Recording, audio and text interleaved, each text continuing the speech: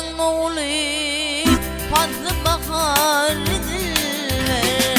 Dilber açılan oğul min gıydar dilber.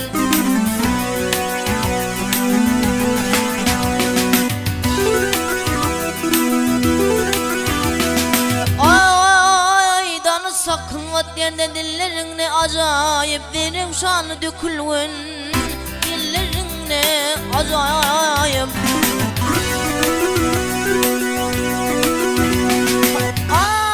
Kusum ne giyce dillerin ne acayip, arkimin ayrılman balların ne acayip.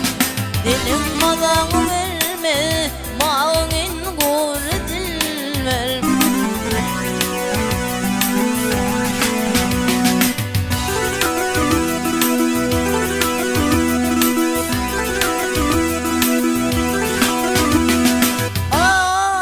Aşıkların adet oyun bilen bağlıdır. Öykü kine yeseler gelişmiyor ağlıdır.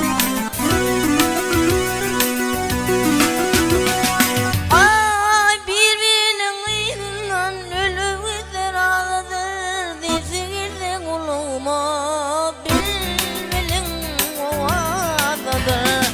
Ölümün gölgeci şalta tutar dilber.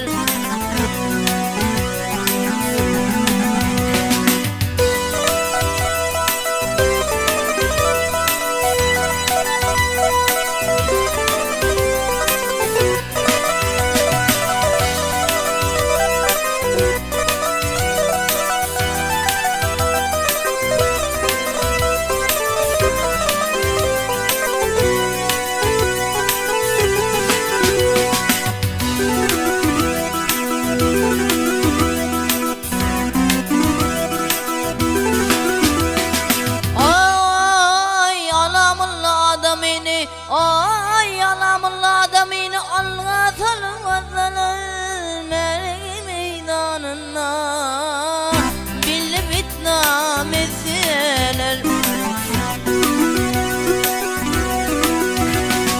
Ay bırak neyden kılıp koyan bu yan izeler.